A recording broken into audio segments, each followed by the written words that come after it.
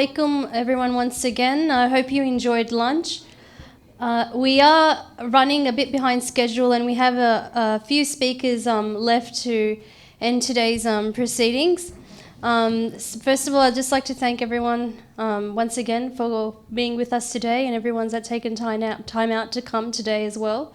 It's been quite an informative session, and I think so far from the feedback that I've received, everyone has enjoyed the speakers, both the international and our local Australian guests that have come, and been very informative. As some of you may already know, halal investment encourages people to invest in a socially responsible manner.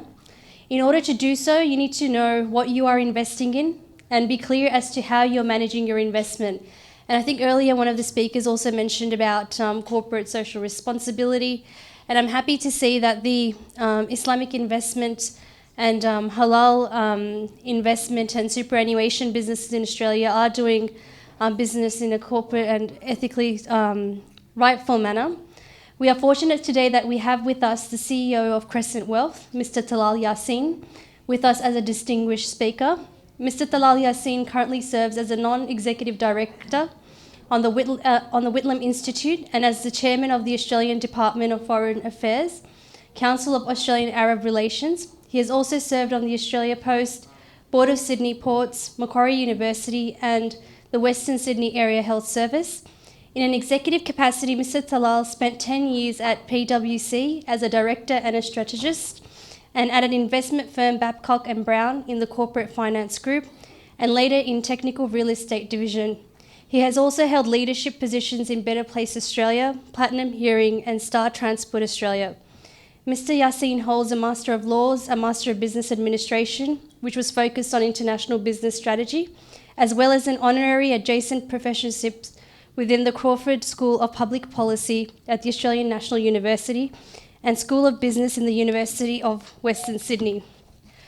On Australia Day 2010, Mr. Yassin was awarded the highest honour, a Medal of the Order of Australia, for his service to business and to the community through a range of education, health and multicultural organisations. I think the work that their organisation and what he's done is fantastic. I would like to welcome, and I'd like you please give a warm round of applause to Mr. Talal Yassine. Thank you very much, and sister, thank you for those very, very kind words. But having said that, we've just had a significant day of fantastic speakers and lunch, and so everybody's kind of in the mid-afternoon break. Well, look, it's my privilege and pleasure to be presenting before such an august inaugural audience for the Halal Expo. I guess my life mission, vision, and my dream at the moment is to set up Islamic institutions that actually survive the test of time, that are not based on one person or one group, and that are unmistakably and unashamedly Islamic. And today I see before us, and with speakers that we've heard from earlier today, that there is a significant movement towards creating such organisations. Brother Peter Gould, who I've worked with very significantly and is very humble, he actually even contributed to our logo. So when we got inspired by him in terms of the logo that we're about to put up for Crescent Wealth, which you would recognise, has done so much work, and his report, his exceptional talk today showed about society today, the Islamic community and Islamic society starting to contribute to the fabric of Australia and global brands. And inshallah, we intend on continuing. Well, look, thank you very much. My name is Talal Yassine. I'm the Managing Director of Crescent Wealth, one of Australia's leading Islamic pioneers in Islamic investment and superannuation. With us today, we have several Islamic finance companies and finance experts, and hopefully I'll be very quick, not talking about what we do specifically, but talking about Islamic investment as a category. So, ultimately, what does Islamic investment or Islamic finance mean? It actually means ethical investment. Actually investing appropriately, with common sense, in good faith, in good things. That's what Islamic investment means. When people talk about Islamic investment who are not educated in the area, and as I was not for many years, we think about rules and about difficulties and about structures. But Islamic investment or ethical investment is not that at all. At its core, it is appropriate, faith-based investment in good things for society and humanity. That is what ethical investment. So call it ethical, go back. Call it ethical, call it responsible, call it Sharia compliant, call it Islamic. It's all one thing. So I will use the terms ethical, responsible, Islamic interchangeably.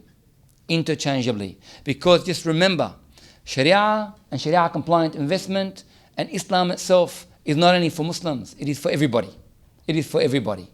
And so therefore, we interweave. It's not a religious discussion, it's an investment discussion about the fantastic ethics that come through our religion and through our da'wah. Okay, thank you. So, what do we do as Islamic investors or ethical investors? Well, at Crescent Wealth, which I'll use as an example, we have got some of the leading Sharia compliant scholars from around the world, specialists in Islamic investment, in ethical investment. And they've come together and there's, believe it or not, which is very unusual for the Islamic world, we have a global, generally agreed global standard set by an organization called IOFI. For the accountants in the room, it's like IFRS. For the IT people in the room, it's like the Microsoft language. You know, it is a global standard agreed by 80 to 90% of the Islamic finance houses in the world, of the multi-trillion dollars that it represents.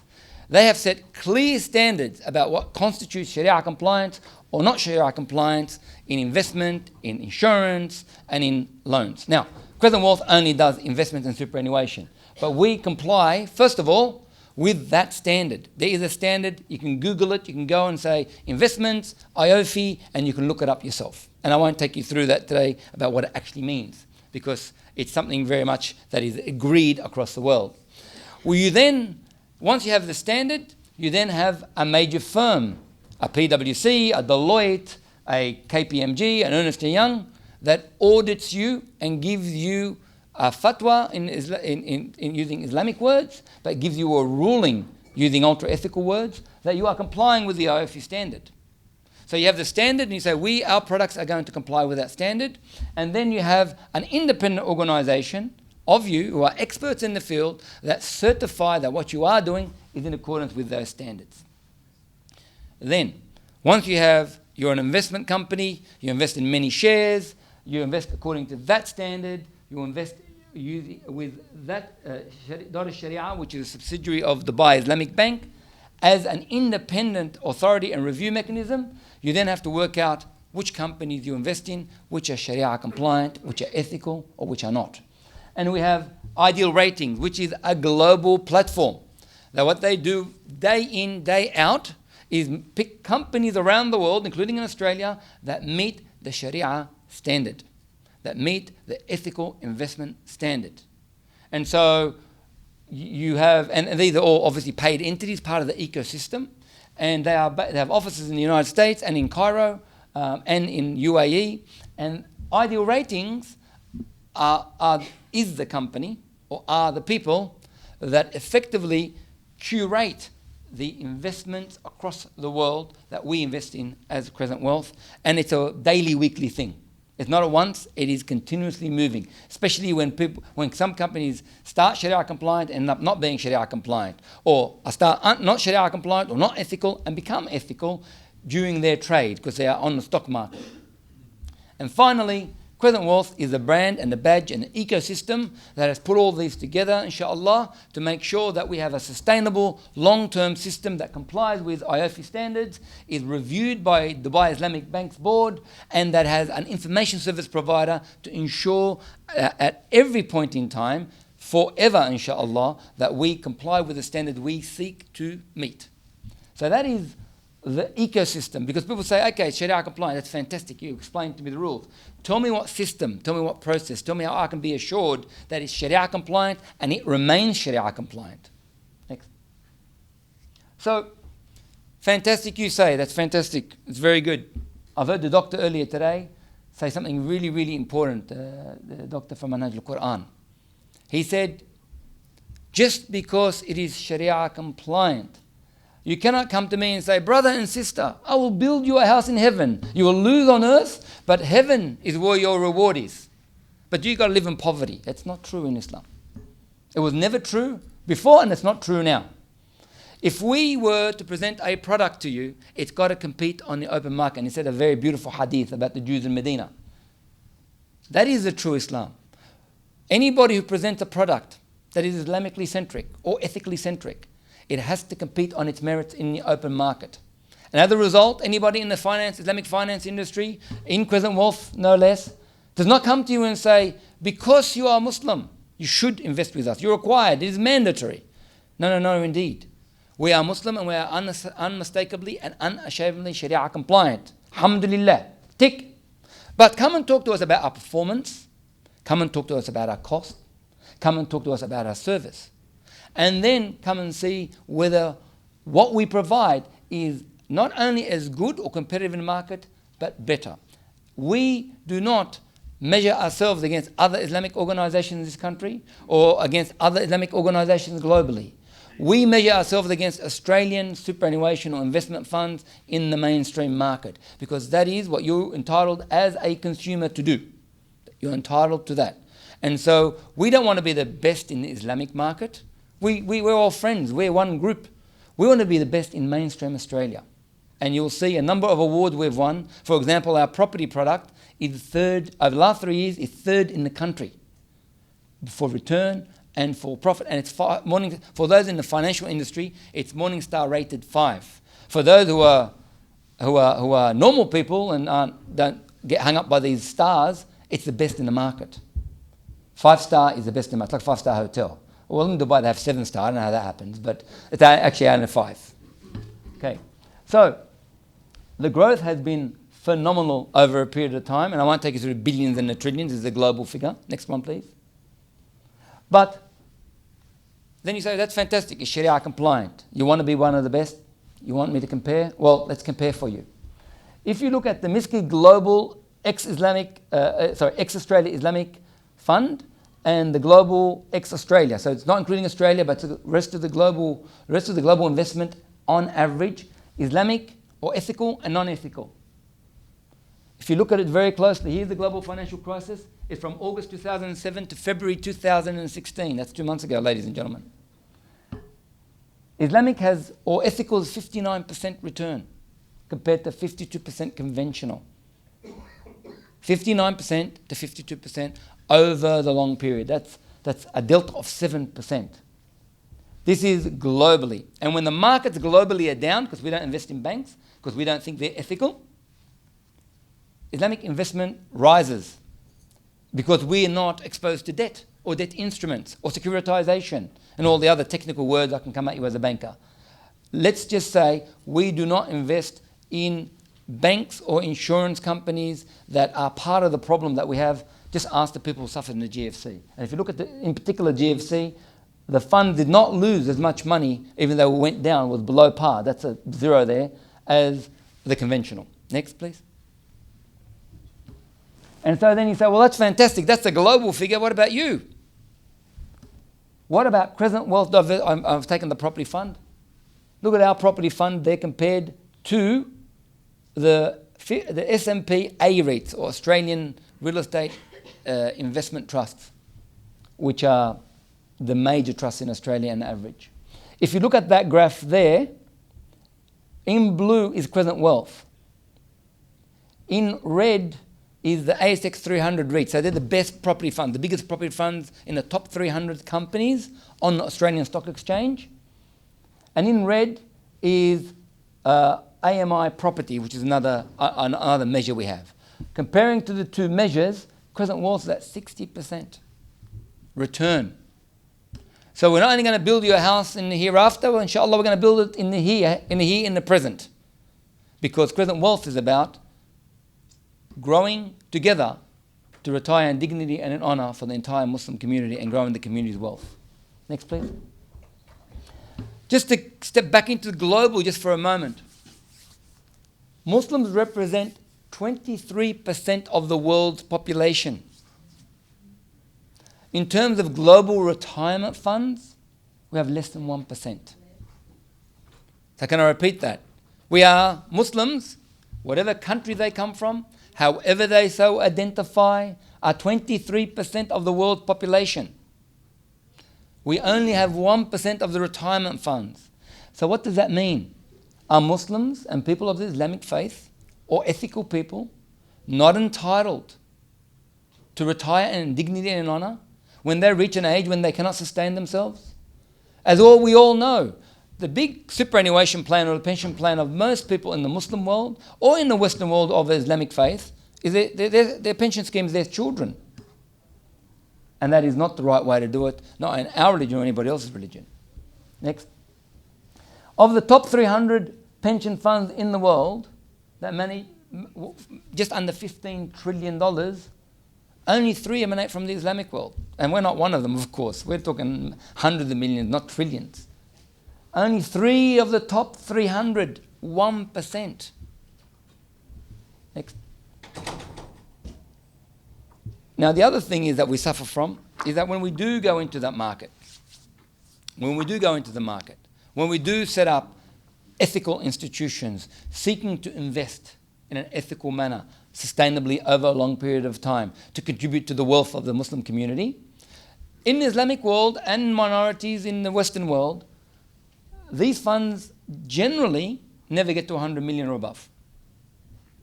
And you need $100 million of funds under management, i.e. in English, you need to have $100 million that you're investing on behalf of others to make it sustainable. Very few organizations get there and they struggle. And this is a very large part of what I consider strenuous efforts by well-meaning brothers and sisters historically to set up products and funds and who just don't get there, and it has given the industry in the past a bad reputation.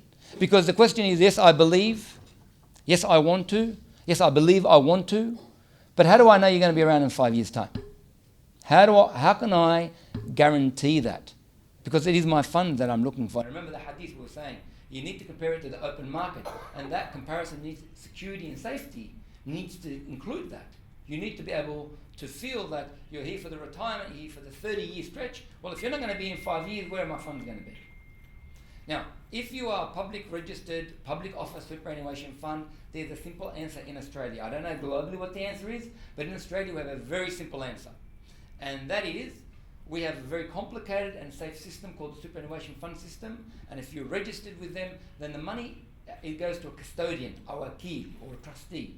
So if your name is Muhammad Al-Barbari and you join Crescent Wealth, and from AMP, you do not write a check to Crescent Wealth. You write a check to the custodian, or the trustee. The trustee opens up an account and it's called Account of Muhammad Al-Barbari, and then we direct where the funds go.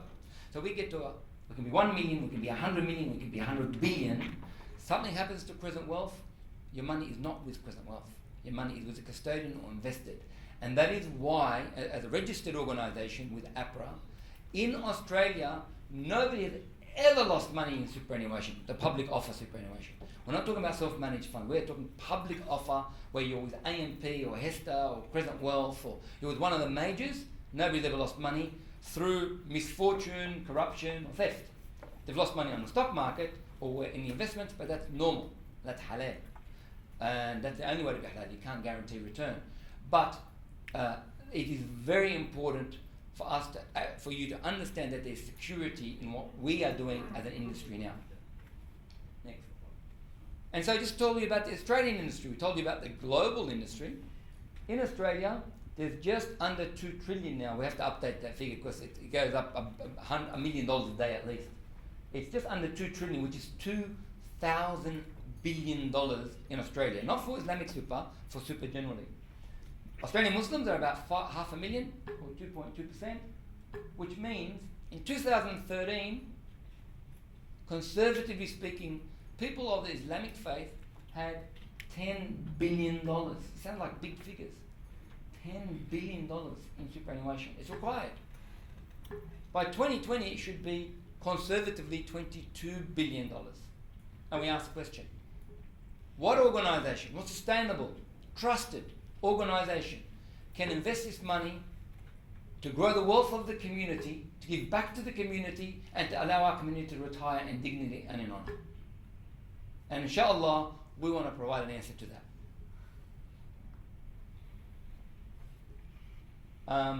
This is a bit more of a detail about how big the industry is. Next one.